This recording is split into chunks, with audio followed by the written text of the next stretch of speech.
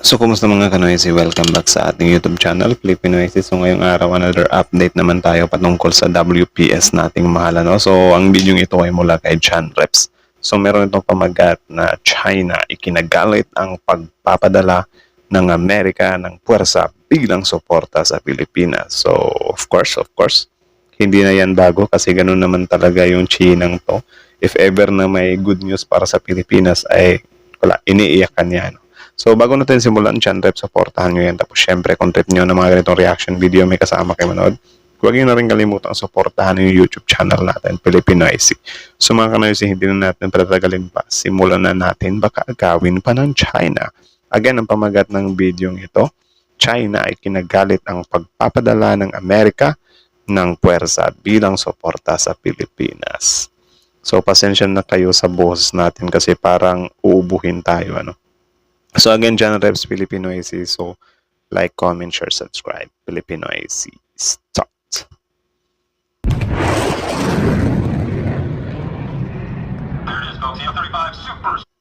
Ulit.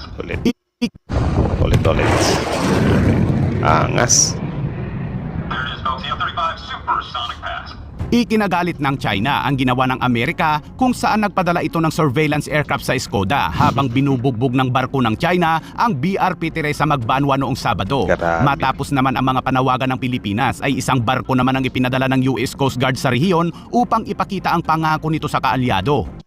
O, diba? Tapos sasabihin ng iba dyan na walang magandang maidudulot yung US. Kita nyo naman, wala pang US na nilagay doon. Binangga na tayo ng China, diba? Tapos ngayon, pinadalhan na ng Amerika kasi syempre, to para maipakita nila na talagang ironclad, something like that. Sa panahon ng insidente noong Sabado kung saan sinadyang banggain ng China Coast Guard ang pinakamalaking barko ng Philippine Coast Guard sa Skoda, abay pinuna naman ng China ang isang surveillance aircraft ng Amerika na nag-iikot sa himpapawid ng Skoda noong araw na naganap ang insidente sa Skoda Shoal. Ayon sa report ni Yuyuan Tantiang ng China, isang US Navy P-8 Poseidon Maritime Patrol Aircraft ang nakita sa himpapawid na nakakagambala umano sa mga operasyon ng China Coast Guard na nagpapatupad ng batas. Ang sasakyang Sana all sila lang yung pwedeng magpatupad ng batas, Sarap apekto sana. panghimpapawid ng Amerika ay maaaring nangangalap umano ng mga impormasyon at potensyal na nagsasagawa ng jamming o pagpasok sa mga radio frequency ng mga sasakyang pangdagat ng China. Ayon sa China, ang presensya ng P-8 Poseidon Maritime Aircraft ng Amerika ay nagsisilbing panghihikayat umano sa Pilipinas na magsagawa pa ng mas matinding provokasyon at idinagdag na ang sasakyang panghimpapawid ng Amerika ay maaari ding magsilbi bilang isang aerial military journalist upang sirain ang legal umanong aksyon ng China laban sa mga paglabag daw ng Pilipinas. Sinasabotahe lamang umano ng mga ganitong hakbang ng Amerika ang kapayapaan at katatagan sa South China Sea. Sa kabila niya, Actually, ganun naman talaga. Kahit sino naman siguro, man. If ever na yung US nasa side ng China, of course, ganun din yung tingin natin sa US, parang, ba't kayo makikialam dito? Pero, ganun nga, wala tayong magagawa doon kasi syempre, yung bansang Pilipinas at US ay merong kasunduan Merong mutual defense treaty. So, walang magagawa yung China dyan. 'Di ba? Ang dapat gawin ng China dyan, medyo dalawang isip siya ba na, okay, tigilan ko na lang kaya itong Pilipinas at baka sakaling hindi na namin matrigger yung US. Pero kung patuloy pa rin siya, ba't iiyak-iyak siya kung makikialam yung US, di ba? Parang parang engot. yan ay muli namang inulit ng China ang sinabi nito noon na dapat nang paalisin ng Pilipinas ang isang mid-range capability missile system ng Amerika na nasa Pilipinas pa rin ngayon. Makailang Anong magagawa nun dyan? Di ba? Pinapakialaman nyo yan. Paano kung ibigay ng US sa amin yan? Sasabihin nyo, bawal. Ano kayo, siniswerte? Sino kami? Tatanggihan namin yung mga ganyang blessings. Parang beses na itong pinuna ng China mga kabayan na tila ba takot na takot sa isang pirasong missile system ng Amerika na nasa bansa. Samantala, habang ang China ay nagsusumikap ng mas agresibo sa pag-aangkin nito sa West Philippine Sea, sinabi ng Deputy Commander ng US Coast Guard Pacific na si Rear Admiral Andrew Sugimoto na nagtalaga sila ng support cutter na umiikot sa mga isla ng Pasipiko na nagbibigay ng pagsasanay at tulong sa mga kaalyado nito. Sinabi ni Sugimoto sa isang virtual press briefing na inilipat ng US Coast Guard ang West Qatar sa rehiyon upang matugunan o maipakita ng Amerika ang mga pangako nito matapos iginiit ni DND Secretary Gilberto Teodoro na kailangan ng bansa ng suporta upang matigil ang mga aksyon ng China sa paglabag at pagbaliwala sa internasyonal na batas. Ngunit Tama, 'di ba? Actually, kung napanood niyo yung yung vlog natin kahapon or yung reaction video natin kahapon about dun kay Miss Castro. Grabe ang lakas ng trip ng taong yun eh. Ipapa-withdraw ba naman yung mga militar dyan sa WPS? I-demilitarize. 'Di ba? Ito yung gusto niya. Sige, patuloy lang kayo dyan, China. Wala na kaming mga militar dyan eh. Ang ganun. Parang grabe yung mindset ni Madam talaga, men. Nakakainis.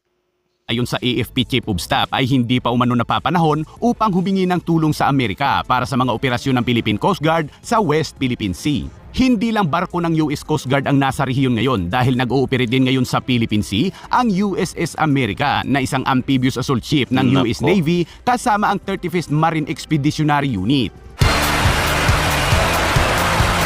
Kaya pala unlimited talaga yung pag-iiyak ng China, no?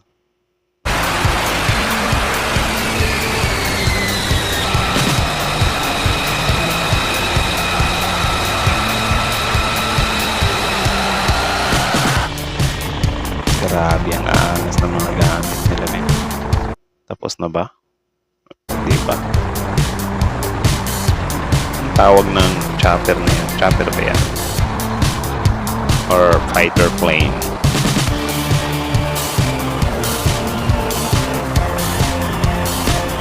Yung missile pa nga lang eh, na isa lang yung inilagay ng US dito ba? Pinag-iiyakan ng China. What if kaya makabili tayo ng mga 100 ganun ano? Grabe, ewan ko na lang talaga.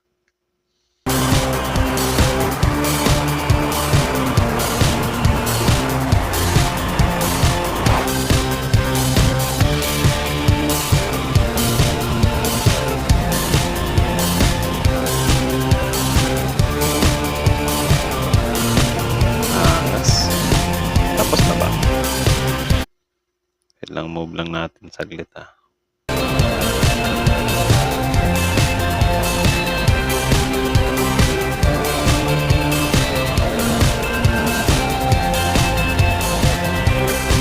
Napakalupet.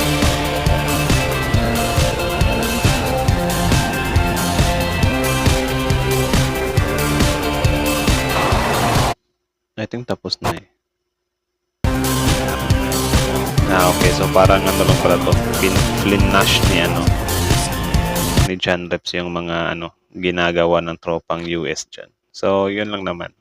Panoorin nyo na lang yung original video link nasa description box below.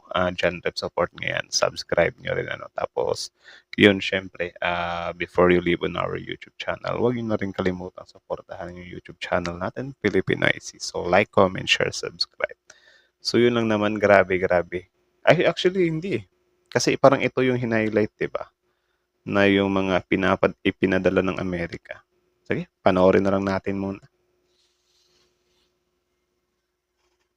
I think ito yung proof ba? Or yung actual footage talaga. Supersonic fast. Ay, sana maging ganyan din yung Pilipinas pagdating ng araw, Sana talaga tuloy-tuloy eh. Like yung pondohan talaga yung defense natin, Tapos yung mga corrupt ba, tanggalin. Para naman mapondohan talaga ito na maayos. Ito yung kailangan natin eh. Kasi kaya nga yung lugar natin is hindi ko pala naipakita sa inyo pasensya na, kala ko tuloy nakita nyo yun eh. Tinuloy ko kasi sa panonood.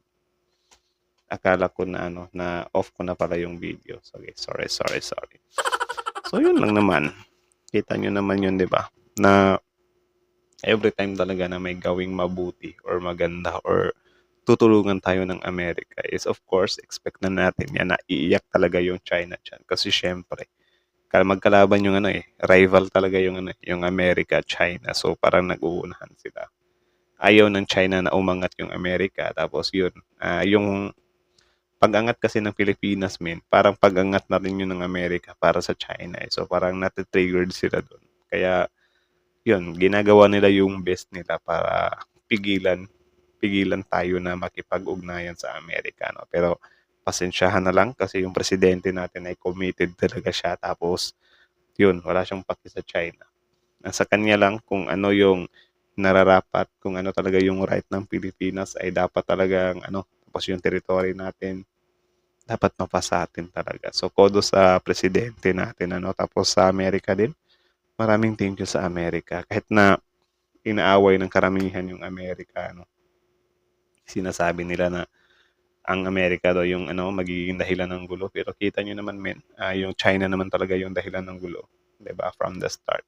Kahit natanggalin pa natin yung Amerika ng isang buwan, hindi magiging mapayapa dyan kasi yung China tuloy-tuloy pa rin sila sa pang-uugag dyan sa dagat. Ano?